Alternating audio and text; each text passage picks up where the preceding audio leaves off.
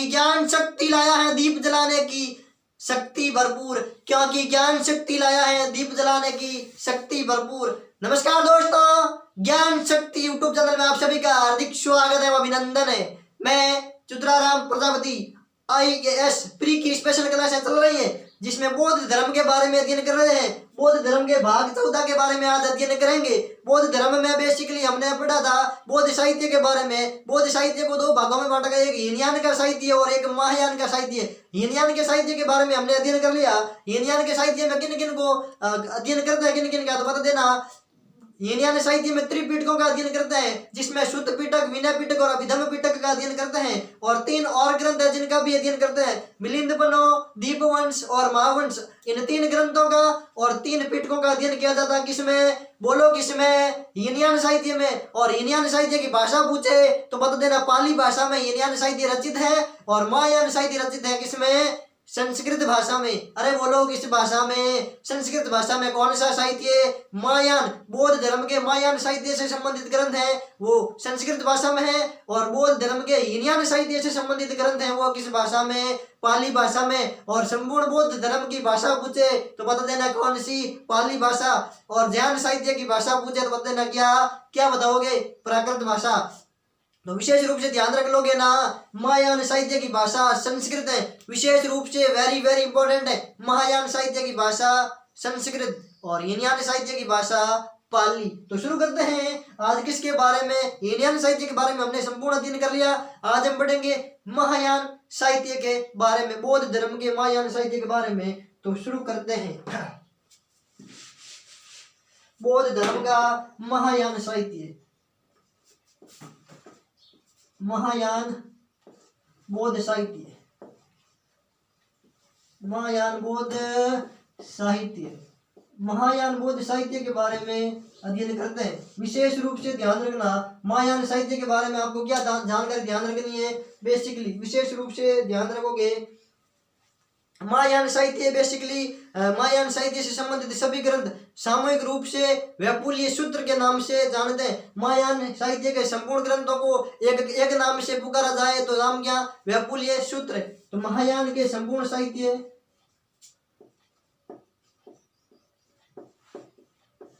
महायान के संपूर्ण साहित्य, महायान का संपूर्ण साहित्य पूछे कि महायान के संपूर्ण साहित्य को सामूहिक रूप से, महायान के संपूर्ण साहित्य को सामूहिक रूप से किस नाम से जानते हैं? सामूहिक रूप से किस नाम से पुकारते हैं? तो क्या बताओगे? वैपुल्य सूत्र। वैपुल्य सूत्र, ठीक है। विशेष रूप से ध्यान रखना महायान के साहित्य को सामूहिक रूप से क्या कहते हैं? महायान के साहित्य में जो भी ग्रंथ आते हैं सभी ग्रंथों को सामूहिक रूप से किसे क्या नाम देते हैं? वैपुल्य सूत्र। वेरी वेरी इंपॉर्टेंट है, विशेष रूप से ध्यान रखना है, ठीक है। और महायान साहित्य में दंत कथाओं का बहुत बड़ा योगदान है। महायान साहित्य में दंत कथाओं का बड़ा भंडार है, विशेष रूप से लिख लो। महायान साहित्य में, महायान साहित्य में, महायान साहित्य में दंत कथाओं, दंत कथाओं, महायान साहित्य में दंत कथाओं का बड़ा भंडार है। महायान साहित्य में दंत कथाओं का बड़ा भंडार है, बड़ा भंडार है, भंडार है। तो महायान साहित्य में किसका बड़ा भंडार है? दंत कथाओं का बड़ा भंडार है। दंत कथाओं का विशेष रूप से ध्यान रखना, महायान साहित्य में दंत कथाओं का बड़ा भंडार है। और दंत कथाओं को क्या कहते हैं? अवदान। क्या कहते हैं इनको? अवदान। जैसे दिव्य अवदान है, अवदान शतक है और अवदान कल्पलता है। तो महायान साहित्य में दंत कथाओं को क्या कहा जाता है? अवदान। विशेष रूप से वापस सुनो, महायान साहित्य के बारे में आपको क्या जानकारी ध्यान रखनी है? महायान के संपूर्ण साहित्य को सामूहिक रूप से एक नाम में पूछे कि महायान के संपूर्ण साहित्य को किस नाम से पुकारते हैं? बता देना वैपुल्य सूत्र। और महायान साहित्य में दंत कथाओं का सबसे बड़ा भंडार है, दंत कथाओं का बड़ा भंडार है और दंत कथाओं को अवदान के नाम से भी जानते हैं। अब देखते हैं कौन कौन से अवदान है, ठीक है, स्क्रीनशॉट ले लो। अब देखते हैं दंत कथाएं कौन कौन सी हैं, अवदान कौन कौन से हैं। महायान साहित्य के अवदान, अवदान महायान साहित्य के अवदान पूछे कि कौन कौन से अवदान है तो बता देना कौन से। दिव्या अवदान, अवदान शतक, अवदान शतक और अवदान कल्पलता, अवदान कल्पलता, कल्पलता या कल्पता, ठीक है। विशेष रूप से ध्यान रखना अनेक अवदान है किसमें, बौद्ध साहित्य में अनेक दंत कथाओं का भंडार है, जिसमें से दिव्या अवदान है, अवदान शतक है और अवदान कल्पलता। और इसकी रचना किसने की, तो क्षेमेंद्र ने। अरे किसने की, क्षेमेंद्र ने, क्षेमेंद्र द्वारा, क्षेमेंद्र ने इसकी रचना, ठीक है। तो वापस सुनो किसके बारे में, महायान बौद्ध साहित्य के बारे में। महायान बौद्ध साहित्य में अनेक दंत कथाओं का भंडार है। किसका भंडार है, दंत कथाओं का। और दंत कथाओं को कहा जाता है क्या, अवदान, जिसमें दिव्या अवदान है, अवदान शतक है और अवदान कल्पलता है, जिसमें अवदान कल्पलता के बारे में पूछ ले किसके किससे संबंधित है बता देना, क्षेमेंद्र से संबंधित है। स्क्रीनशॉट ले लो।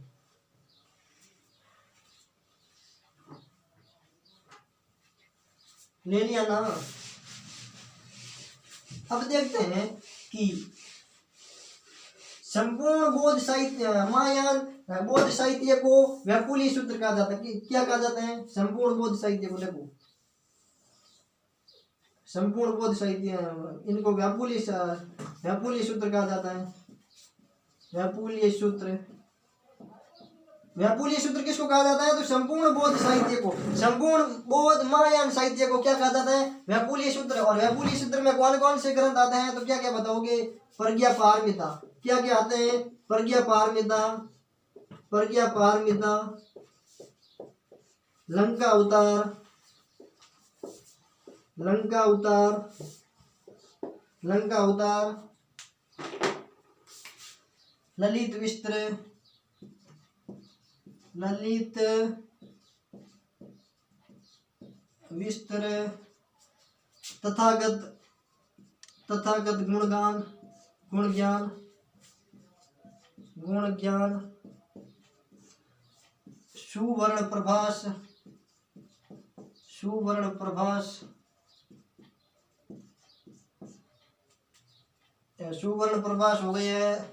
और गंडव्यू, गंडव्यू है। और है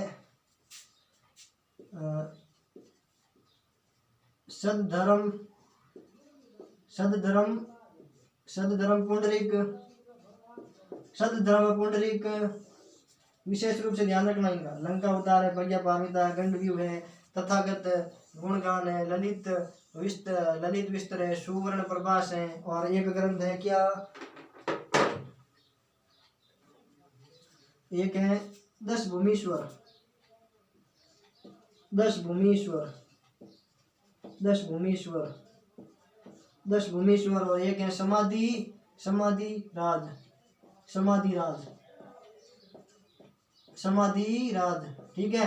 तो ये ग्रंथ थे किससे, व्यापुली सूत्र में। बौद्ध धर्म के संपूर्ण, बौद्ध धर्म में महायान साहित्य में पूछे कि बौद्ध धर्म का संपूर्ण महायान साहित्य को सामूहिक रूप से क्या कहते हैं, तो व्यापुली सूत्र के नाम से जानते हैं। बौद्ध धर्म के संपूर्ण महायान साहित्य को सामूहिक रूप से कहते हैं व्यापुली सूत्र। और व्यापुली सूत्र में कौन कौन से ग्रंथ शामिल है तो बता देना, प्रज्ञा पारमिता, लंका अवतार, गंडव्यू, दस भूमीश्वर, तथागत गुण ज्ञान, ललित विस्तर, सुवर्ण प्रभास और समाधिराज। इस प्रकार ये 10 ग्रंथ हैं जो व्यापुली सूत्र में सम्मिलित है। 3 3 6 3 9, ठीक है। तो इस प्रकार ये ग्रंथ हैं।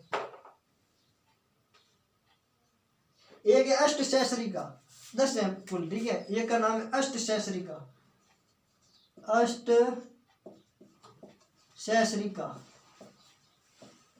अष्टशैसरिका। इस प्रकार ये 10 ग्रंथ हैं जो महायान बौद्ध साहित्य में सम्मिलित है। कौन कौन से ग्रंथ है वापस सुनो। व्यापुली सूत्र जो सामूहिक रूप से महायान बौद्ध साहित्य के नाम से जानते हैं, उनमें कौन कौन से ग्रंथ है, प्रज्ञा पारमिता, लंका अवतार, गंडव्यू, दस भूमीश्वर, तथागत गुण ज्ञान, ललित विस्तर, सुवर्ण प्रभास, समाधिराज और अष्टशैसरिका और सद्धर्म पुंडरीक, ठीक है। स्क्रीनशॉट ले लो। इनका नाम एक अलग टाइप से लिखना है, ठीक है, ताकि आपको 2 बार लिखने से याद भी हो जाएगा और आपके और भी काम आएगा। मायाबोध साहित्य को सामूहिक रूप से क्या कहते हैं?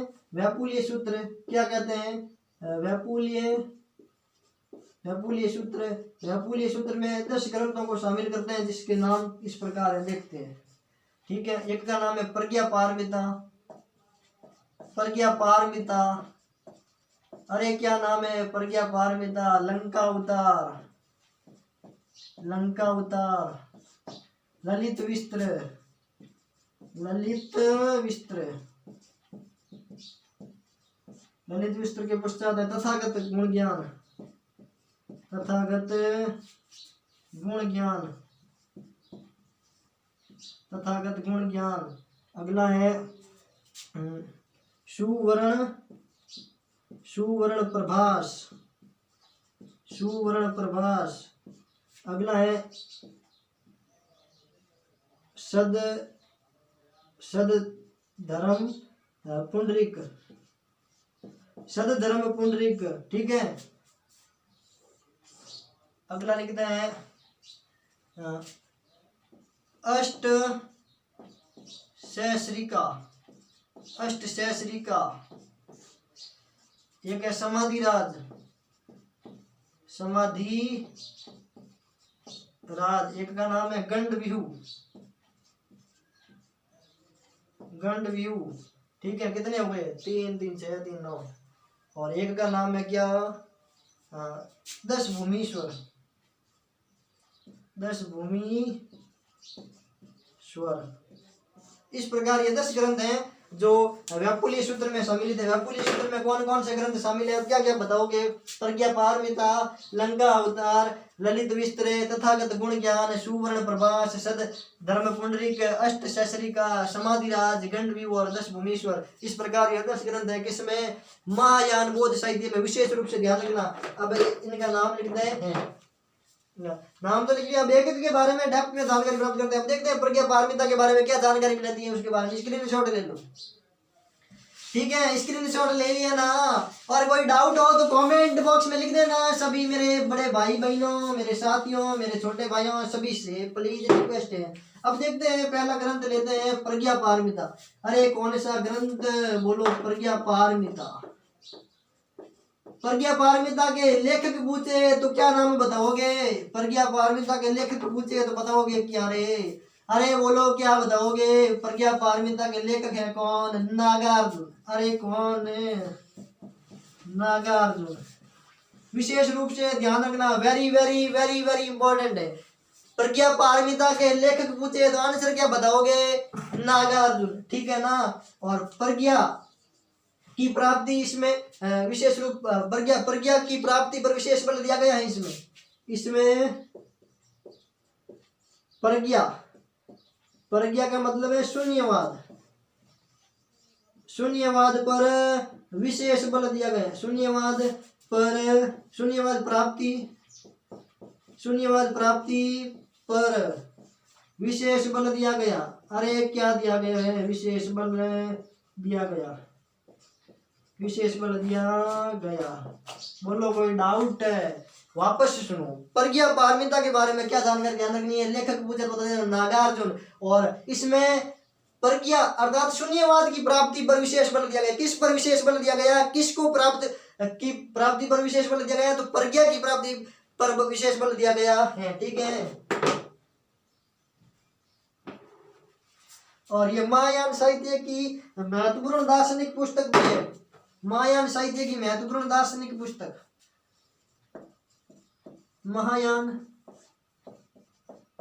साहित्य की महत्वपूर्ण दार्शनिक पुस्तक,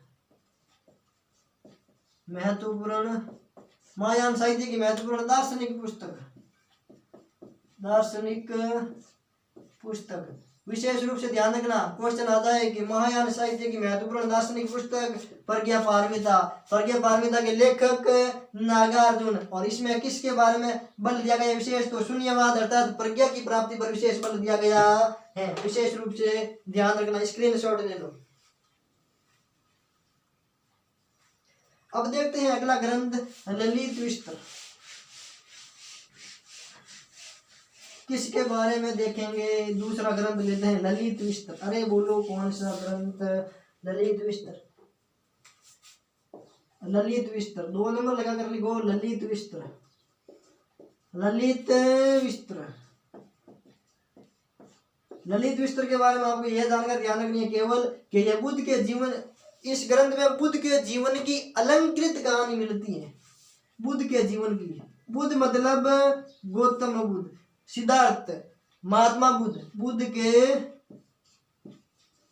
जीवन की अलंकृत कहानी। अरे कैसी कहानी? अलंकृत कहानी।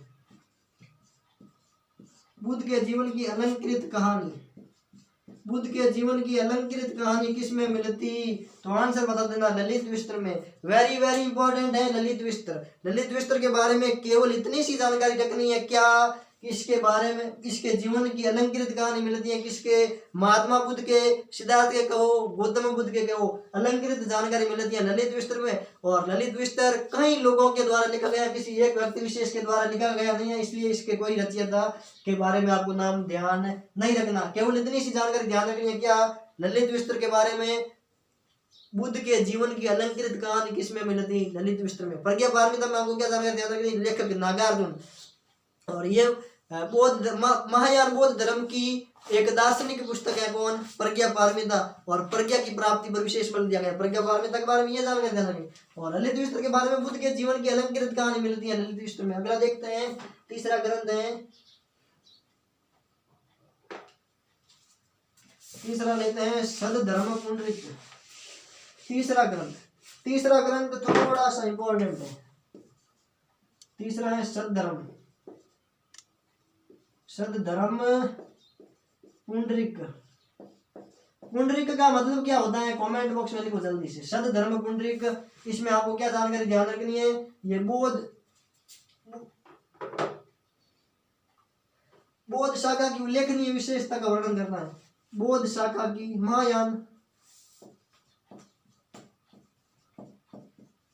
महायान शाखा की उल्लेखनीय विशेषता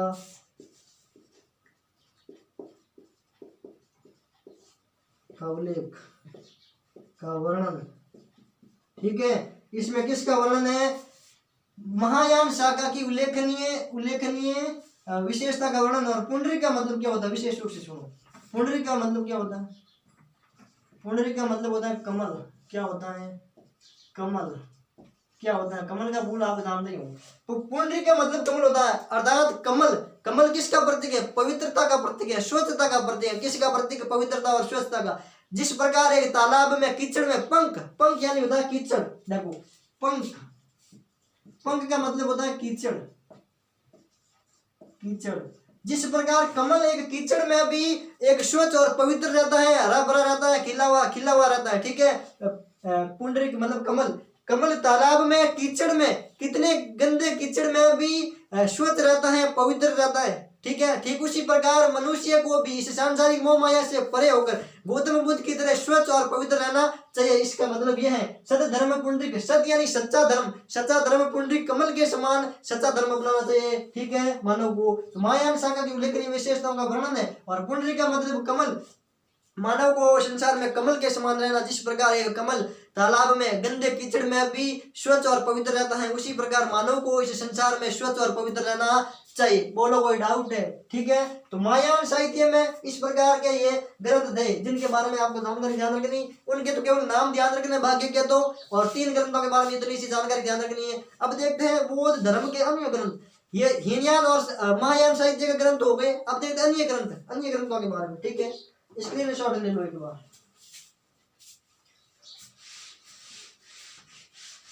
अन्य ग्रंथ देखते हैं।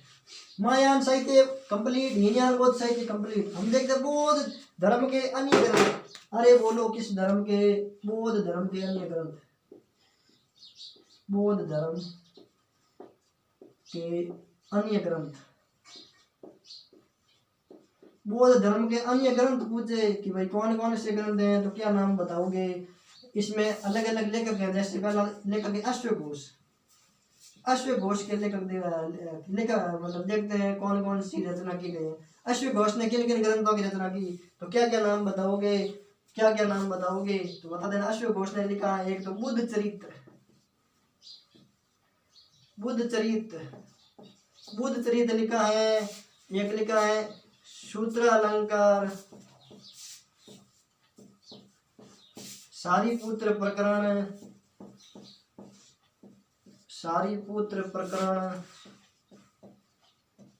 सूत्र अलंकार, बुद्ध चरित्र, सारीपुत्र प्रकरण, वज्र सूची,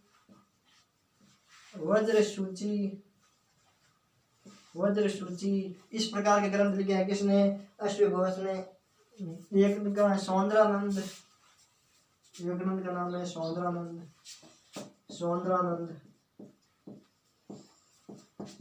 इस प्रकार के ये 5 ग्रंथ है किसके, अश्वघोष के। अश्वघोष था कौन, तो चतुर्थ बौद्ध संगीति के समय उपाध्यक्ष था। कश्मीर की कुंडलवन में जो चतुर्थ बौद्ध संगीति हुई थी ना, उस समय अश्वघोष उपाध्यक्ष था। चतुर्थ बौद्ध संगीति के समय उपाध्यक्ष, चतुर्थ बौद्ध संगीति के समय उपाध्यक्ष। चतुर्थ बौद्ध संगीति के समय अध्यक्ष तो था कौन, वसुमित्र, शासक कनिष्क, और उपाध्यक्ष था अश्वघोष। अश्वघोष की प्रमुख रचना पूछे तो बता देना बुद्ध चरित्र, सूत्रालंकार, सारीपुत्र प्रकरण, वज्रसूरी और सौंदरानंद। इस प्रकार ये 4 ग्रंथ लिखे हुए किसके, अश्वघोष के।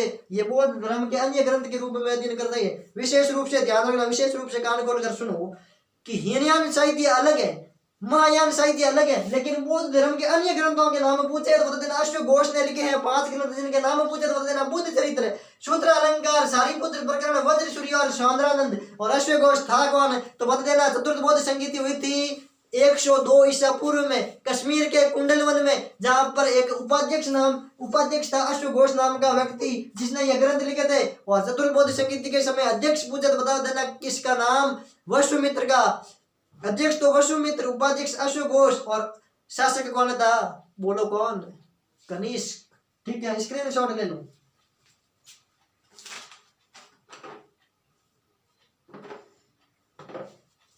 ले लिया ना।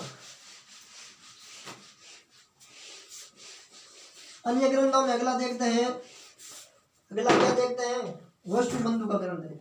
दूसरा व्यक्ति लेते हैं, पहला हो गया कौन, पहला हो गया अश्वघोष, पहला अश्वघोष हो गया। दूसरा लेते हैं वसुबंधु अलग है, वसुमित्र अलग है। वसुमित्र तो था कौन, चतुर्थ बौद्ध संगीति का अध्यक्ष, और वसुबंधु एक अलग व्यक्ति था जिसने लिखा क्या ग्रंथ का नाम क्या, अभिधर्मकोश।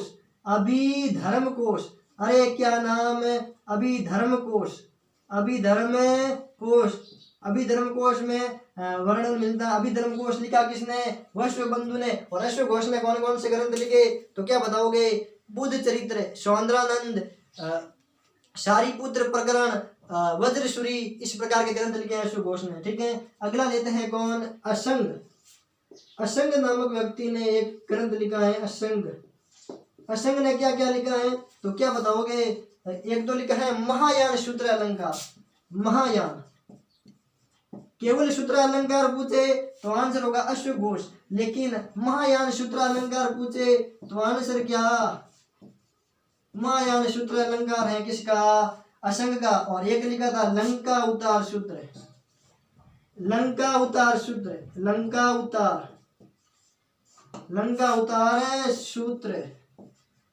ये 2 ग्रंथ लिखे हैं किसने, असंग ने। असंग शिष्य था किसका था, नागार्जुन का शिष्य असंग ने 2 ग्रंथ लिखे थे। एक तो महायान सूत्र अलंकार और एक लिखा था लंका उतार सूत्र। ये 2 ग्रंथ लिखे थे किसने लिखे, असंग ने। और वसुबंधु ने लिखा था अभिधर्मकोश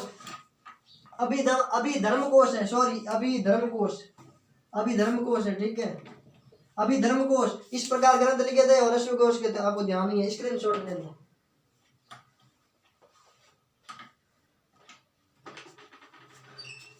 लिख लिया ना।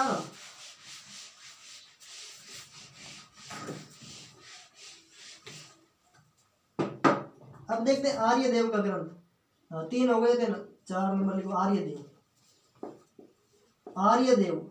आर्यदेव ने ग्रंथ लिखा था एक, क्या नाम है आर्यदेव का ग्रंथ का नाम है चतुशतिका। चतुशतिका, चतुशतिका ग्रंथ किसका? तो आंसर क्या बताओगे रे? चतुशतिका ग्रंथ है आर्यदेव का। ठीक है, विशेष रूप से ध्यान रखना। अगला है क्या? दिनांग। दिनांग, दिनांग ने कौन सा ग्रंथ लिखा? तो बताओगे क्या? प्रमाण समुच्चय। अरे बोलो कौन सा नाम? प्रमाण समुच्चय। प्रमाण समुच्चय ग्रंथ किसके द्वारा लिखा गया? तो बता देना दिनांग। और 6 नंबर पे है शांतिनाथ। अरे क्या नाम है? शांतिनाथ। शांतिनाथ ने लिखा क्या ग्रंथ? शांतिनाथ ने लिखा है शिक्षा। शांतिदेव है, सॉरी शांतिदेव। शांतिदेव ने लिखा है शिक्षा समुच्चय। शांतिदेव, शांतिदेव ने ग्रंथ का नाम क्या लिखा है? शिक्षा समुच्चय। शिक्षा समुच्चय। अरे शिक्षा समुच्चय ग्रंथ किसके द्वारा लिखा गया? अरे बोलो तो बता देना क्या? शांतिदेव। वापस से सुनो, क्या क्या जानकारी ध्यान रखनी है? बौद्ध धर्म के अन्य ग्रंथों के बारे में। तो बौद्ध धर्म के अन्य ग्रंथों में एक तो बता देना क्या? अश्वघोष, चतुर्थ बौद्ध संगीति के उपाध्यक्ष जिसने कौन कौन से ग्रंथ लिखे? तो बताओगे क्या नाम? बुद्ध चरित्र, सौंदरानंद, शारीपुत्र प्रकरण, वज्रसूरी, इस प्रकार के ग्रंथ लिखे गए हैं किसके द्वारा? अश्वघोष के द्वारा। उसके पश्चात पूछे आपको किसके बारे में? तो बताओगे क्या? आर्यदेव के बारे में। आर्यदेव के बारे में चतुशतिका, और दिनांक के बारे में प्रमाण समुच्चय, और शांतिदेव का ग्रंथ है शिक्षा समुच्चय। और पूछ ले हुए आपको किसके बारे में? असंग के बारे में। तो बता देना क्या? शूद्र महायान शूद्र अलंकार और लंका अवतार शुद्ध, ये तो लिखे गए हैं किसके द्वारा ग्रंथ? तो क्या बताओगे? क्या बताओगे? असंग के द्वारा लिखे गए ग्रंथ। स्क्रीनशॉट लो एक बार।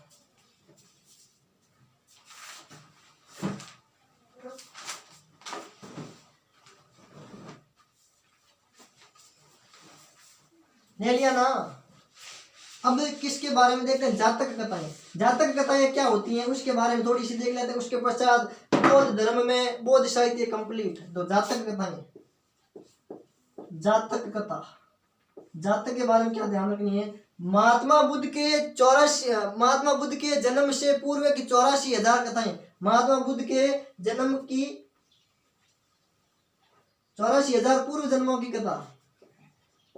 महात्मा बुद्ध के 84,000 पूर्व जन्मों की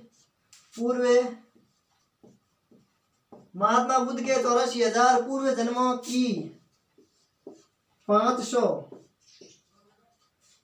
से अधिक कथाएं। महात्मा बुद्ध के 84,000 पूर्व जन्मों की 500 से अधिक कथाएं। ठीक है, विशेष रूप से ध्यान रखना। जातक कथाएं क्या होती हैं? तो महात्मा बुद्ध के पूर्व जन्म की कथाएं। कितने? महात्मा बुद्ध के 84,000 पूर्व जन्मों की 500 से अधिक कथाओं को क्या कहते हैं? जातक कथाएं। ठीक है, ये बेसिकली गद्य और पद्य दोनों में रचित है। दोनों में रचित है, गद्य और पद्य। गद्य व पद्य दोनों में रचित, दोनों में। जातक कथाएं बेसिकली गद्य और पद्य दोनों में है। गद्य का मतलब कहानी, नाटक, उपन्यास आदि, और पद्य का मतलब कविताएं। ठीक है, तो गद्य में कौन कौन सम्मिलित होता है? कहानी, नाटक, उपन्यास और अन्य कई भाग हैं। ठीक है, और पद्य में बेसिकली कविताएं आती हैं। और महात्मा बुद्ध के 84,000 पूर्व जन्मों की 500 से अधिक कथाएं हैं। और इसमें शुद्ध पिटक का एक निकाय है, शुद्ध पिटक का एक निकाय है खुद्दक निकाय, उसके 10वां ग्रंथ है जातक कथाएं। शुद्ध पिटक का खुद्दक निकाय, खुद्दक निकाय विशेष रूप से ध्यान रखना। खुद्दक निकाय शुद्ध पिटक का एक ग्रंथ है। शुद्ध पिटक में एक खुद्दक निकाय ग्रंथ है जिसका 10वां भाग है, 10वां ग्रंथ है। 10वां ग्रंथ कौन है? जातक कथाएं। तो वापस से सुनो। जातक कथा के बारे में आपको क्या जानकारी ध्यान रखनी है? महात्मा बुद्ध के पूर्व जन्म की कथाएं जातक कथाएं। तो कितने पूर्व जन्म? महात्मा बुद्ध के 84,000 पूर्व जन्मों की 500 से अधिक कथाएं हैं। और ये शुद्ध पिटक के खुदक निकाय का 10वां ग्रंथ है। शुद्ध पिटक के खुदक निकाय, शुद्ध पिटक के 5 भाग हैं। शुद्ध पिटक के बारे में क्या क्या जानकारी ध्यान रखनी है? शुद्ध का मतलब होता है धर्मोपदेश, विशेष रूप से ध्यान रखना। और पिटक का मतलब टोकरी। और शुद्ध पिटक में बेसिकली बौद्ध धर्म के धार्मिक विचारों और उपदेशों का संकलन शुद्ध पिटक में। और शुद्ध पिटक के 5 निकाय हैं, जिसमें से खुदक निकाय में जैसे मान लो अंगुत्तर निकाय है, दिग्ग निकाय है, संयुक्त निकाय है, मध्यम निकाय है, मैत्रेय, ये खुदक निकाय है। इस प्रकार के निकाय हैं जिसमें मैत्रेय नहीं है, ठीक है, सॉरी ध्यान रखना। शुद्ध पिटक का खुदक निकाय में 10वां ग्रंथ है, विशेष रूप से ध्यान रख लोगे ना, ठीक है। स्क्रीनशॉट ले लो। ये गद्य और पद्य दोनों शैलियों में, ठीक है। तो इस प्रकार बौद्ध साहित्य कंप्लीट। बौद्ध साहित्य में आपको इतनी सी जानकारी ध्यान रखनी है, जो ज्ञान शक्ति चैनल के माध्यम से, इसी चैनल के माध्यम से, इसी प्लेटफॉर्म के माध्यम से आपको बौद्ध धर्म के बारे में अध्ययन कराया, उसके बारे में आपको डेप्थ में जानकारी ध्यान रखनी है। जो ये पढ़ लोगे तो निश्चित रूप से आपका किसी भी प्रकार का प्रश्न गलत नहीं होगा। कल पढ़ेंगे बौद्ध धर्म के पतन के कारण पढ़ेंगे, उसके पश्चात देखेंगे बौद्ध धर्म में क्या और जैन धर्म में असमानता, बौद्ध धर्म में क्या समानता है और क्या असमानता है, जैन धर्म और बौद्ध धर्म की तुलनात्मक अध्ययन करेंगे कल नेक्स्ट वीडियो में। और सभी साथियों से मेरा रिक्वेस्ट है कि ज्ञान शक्ति चैनल को ज़्यादा से ज़्यादा लाइक करें, शेयर करें और सब्सक्राइब करें, ताकि हमें मोटिवेशन मिले। आपके सब्सक्राइब लाइक से ही हमें संजीवनी मिलती है, आपके लाइक शेयर से ही हमें ऊर्जा मिलती है। उसी संजीवनी ऊर्जा को बनाए रखने के लिए आप सब्सक्राइब करें, ताकि हम आगे बेहतर से बेहतरीन करने वाले, ज्यादा से ज्यादा सफलता के शिखर पर पहुंचाने का वादा हम करते हुए आपके लिए बेहतर से बेहतरीन क्वालिटी, बेहतर से बेहतरीन क्वांटिटी, बेहतर से बेहतरीन गुणवत्ता के साथ में आप कार्य करेंगे। तो और हमें एक संदेश देना चाहता हूँ, अब हम न रुकेंगे न आपको रुकने देंगे, अब हम न थकेंगे न किसी को थकने देंगे, अब न हम झुकेंगे न किसी को झुकने देंगे, अब न हम रुकेंगे न किसी को रुकने देंगे। इसी ध्येय के साथ में ज्ञान शक्ति चैनल हमेशा से आपका सहयोग करता रहेगा। प्रत्येक दिन हम आपका सहयोग करते रहेंगे। तो ज्ञान शक्ति चैनल को प्लीज लाइक शेयर सब्सक्राइब करें। मिलते हैं नेक्स्ट वीडियो में, तब तक के लिए जय हिंद, जय भारत। Thank you student.